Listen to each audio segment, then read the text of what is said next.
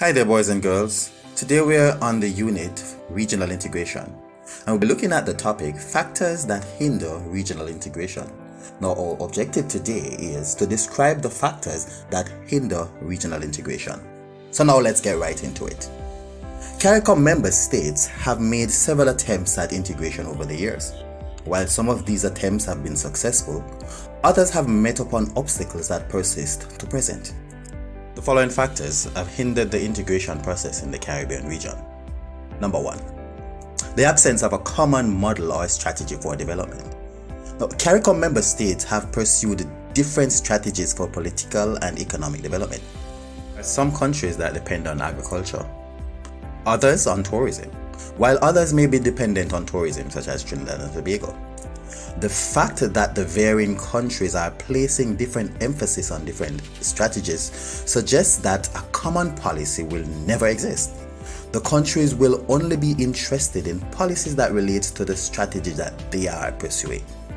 So would be, for example, more interested in debating a common policy on tourism or, say, agriculture, because we depend on those economic developments, but would generate little or no interest in a policy on, say, petroleum, because Jamaica does not pursue such an area for its development. It's simply another way, students. 7 brothers, 7 different minds. Therefore, because all the members of CARICOM each have their own interests and own way of pursuing their economic development, it will always pose a problem to the regional integration process. So now let's move on to the second factor hindering regional integration. That is, differences in the stages of growth and development among the countries of CARICOM. The fact that the CARICOM member countries pursue different strategies for development means that they will all be at different levels of growth and development. The less developed countries, or LDCs for short, are hesitant to trade with the more developed countries, or MDCs, because of the fear that they might be at a disadvantage. Such a fear has led to a hesitance or a delay in the implementation of certain features of the integration process that would strengthen or facilitate the regional integration. We're looking at factors such as countries being afraid to move full speed ahead with the CSME, countries being afraid to implement a common Caribbean currency. Those are just 2 examples of how different stages of growth and development can impact the regional integration process. A third factor that hinders the regional integration process is that of competition among CARICOM states for the location of industries within the region. Governments of each CARICOM member state want what is best for their country, and there's a term for that is called insularity.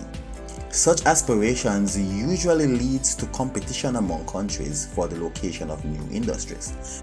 The competition often evolves into envy and jealousy among member states and ultimately results in the breakdown of the integration process. A fourth factor is that of conflict between territorial and regional demands and loyalties, otherwise called insularity. The Caribbean countries tend to be more interested in satisfying the immediate needs of their residents within their countries than attending to the demands of the entire region. The member states work hard to attain international attention as an individual country rather than working together as part of a CARICOM group to attain the same level of recognition.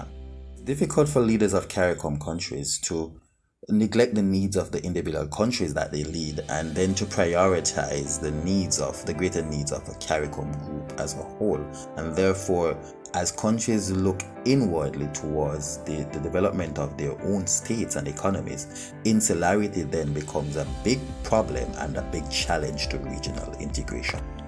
A fifth factor that hinders the regional integration movement is that of the absence of a common currency in the Caribbean.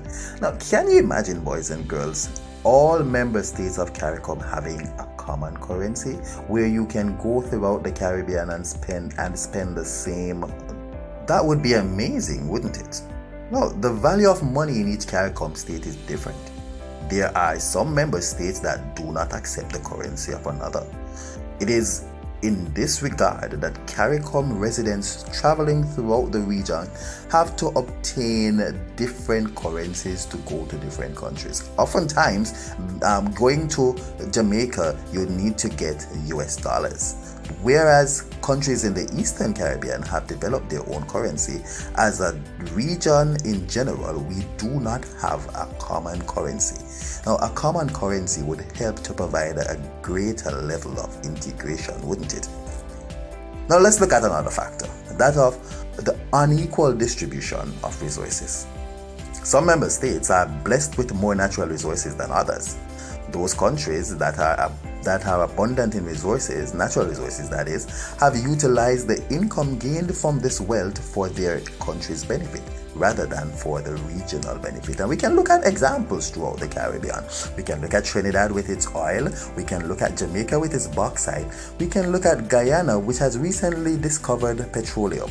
And we will see, boys and girls, that each member state with its own natural resources will use those natural resources not for the benefit of the CARICOM group, but for the development of the countries in which the resources are located. Now, can we go on to look at another factor that hinders regional integration? Let's move on. That factor is the lack of diversification in production that exists within CARICOM countries. It is interesting to note, boys and girls, that most CARICOM member states produce similar products. Some of the member states are dependent on agriculture. Therefore, they process and manufacture products from sugarcane, bananas, cocoa, coffee, and ground provisions. This puts a strain on intra-regional trade because everybody is producing the same thing and selling it to each other. Therefore, if you are selling the same thing to me and I am producing the same thing, then I will have no need to buy it from you. Therefore, it results in necessary competition, rendering the free trade area ineffective because it causes some countries to become the dumping ground for goods that are produced in other more developed countries of the region.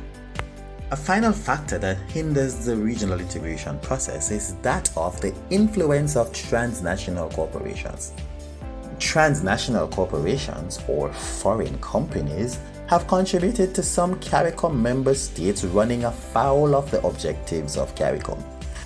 Those corporations enter individual member states and bargain with individual governments to grant them special benefits such as duty-free holidays, repatriation of profits, duty-free concessions on materials, among other things. Those benefits most of the time runs contrary to the objectives of CARICOM, and as countries try to compete with each other to attract foreign investment, they seek to look out for their best interest. And we go right back to what we mentioned earlier when we spoke about insularity.